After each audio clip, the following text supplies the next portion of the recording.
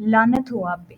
ਕੱਲ੍ਹ ਇਹ ਜੁਮਲਾ ਪਾਕਿਸਤਾਨ ਦੀ ਸਭ ਤੋਂ ਵੱਡੀ ਅਦਾਲਤ ਸੁਪਰੀਮ ਕੋਰਟ ਆਫ ਪਾਕਿਸਤਾਨ ਦੇ ਸਭ ਤੋਂ ਵੱਡੇ ਜੱਜ ਕਾਜ਼ੀ ਫਾਇਜ਼ ਈਸਾ, ਚੀਫ ਜਸਟਿਸ ਕਾਜ਼ੀ ਫਾਇਜ਼ ਈਸਾ, ਉਹਨੂੰ ਬੋਲਿਆ ਇੱਕ ਬੇਕਰੀ ਦੇ ਆਮ ਵਰਕਰ ਨੇ। ਉਹਨੇ ਕਿਹਾ ਲਾਨਤ ਹੋ ਆਪ 'ਤੇ।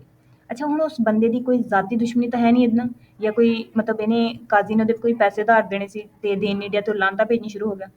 ਬਲਕਿ ਕਾਜ਼ੀ ਦਾ ਜਿਹੜਾ ਕੰਮ ਆ ਨਾ, ਜਿਹੜਾ ਇਹ ਪਿਛਲੇ ਜਦੋਂ ਦਾ ਇਹ ਆਇਆ ਆ ਉਦੋਂ ਤੋਂ ਲੈ ਕੇ ਹੁਣ ਤੱਕ ਦਾ ਜਿੰਨਾ ਜ਼ੁਲਮ ਇਹਦੇ ਦੌਰ 'ਚ ਹੋ ਚੁੱਕਿਆ ਨਾ, ਇੰਨੀ ਕੁ ਜ਼ੁਲਮ ਦੀ ਇੰਤਹਾ ਵੀ ਮਤਲਬ ਬੰਦਾ ਤਸੱਵੁਰ ਵੀ ਨਹੀਂ ਕਰ ਸਕਦਾ ਵੀ ਇਸ ਤੋਂ ਅੱਗੇ ਵੀ ਕੋਈ ਜ਼ੁਲਮ ਹੋਏਗਾ ਪਾਕਿਸਤਾਨੀਆਂ 'ਤੇ, ਜਾਂ ਇਸ ਤੋਂ ਬਾਅਦ ਵੀ ਕੋਈ ਹੋ ਸਕਦਾ ਹੈ। ਚਾਦਰ ਚਾਰਦੀਵਾਰੀ ਦਾ ਤਕੱਦੁਸ ਪਮਾਲ, ਆਮ ਆਵਾਮ ਦਾ ਇੰਨਾ ਜ਼ਿਆਦਾ ਇਸਤਹਿਸਾਲ, ਕਿਸੇ ਨੂੰ ਕੋਈ ਕਤਲ ਹੋਣ ਡਿਆ, ਕੋਈ ਮਰਨ ਡਿਆ, ਕੋਈ ਜੀਣ ਡਿਆ, ਕਿਸੇ ਨੂੰ ਸਾੜਿਆ ਜਾਣ ਡਿਆ, ਆਮ ਬੰਦੇ ਦੀ ਕੋਈ ਵੁਕਤ ਹੀ ਨਹੀਂ ਰਹਿ ਗਈ ਹੈ। ਸਰੇਆਮ ਲੋਕਾਂ ਨੂੰ ਚੱਕ ਕੇ ਲਿਜਾਣ ਡੇ ਆ, ਪਰ ਨਹੀਂ ਬੋਲਿਆ। ਇਹ ਬਿਲਕੁਲ ਚੁੱਪ ਆ ਉਦੋਂ ਦਾ।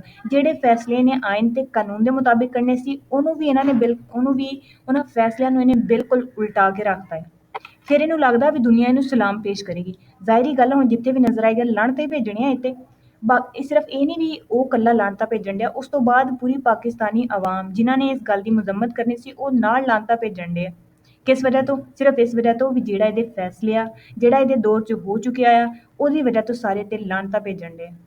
ਅੱਛਾ, ਉਸ ਬੰਦੇ ਨੂੰ ਵੀ ਸ਼ਾਇਦ ਪਤਾ ਹੋਵੇ ਵੀ ਮੈਨੂੰ ਇਹ ਚੱਕ ਕੇ ਵੀ ਲੈ ਜਾਣਗੇ, ਜਾਂ ਬਾਅਦ 'ਚ ਹੋ ਵੀ ਸਕਦਾ ਉਹਦਾ ਕੋਈ ਵੀਡੀਓ ਬਿਆਨ ਵੀ ਆ ਜਾਵੇ ਵੀ ਮੈਂ ਮਾਫੀ ਮੰਗਦਾ ਜਜ਼ਬਾਤ 'ਚ ਬਹਿ ਕੇ ਮੈਂ ਲਾਹਨਤ ਭੇਜੀ ਹੈ ਜੋ ਵੀ, ਲੇਕਿਨ ਫਿਰ ਵੀ ਉਸ ਟਾਈਮ ਦੇ ਵਿੱਚ ਉਹਨੇ ਆਪਣੀ ਜਜ਼ਬਾਤ ਦੀ ਅਕਾਸੀ ਕਰਦੇ ਹੋਏ ਉਹਨੇ ਲਾਹਨਤ ਭੇਜੀ ਤੇ ਪੂਰੀ ਆਵਾਮ ਦੇ ਜਜ਼ਬਾਤ ਦੀ ਤਰਜਮਾਨੀ ਉਹਨੇ ਕੀਤੀ ਆ, ਜਿਹੜਾ ਉਹਨੇ ਲਾਹਨਤ ਭੇਜੀ ਆ।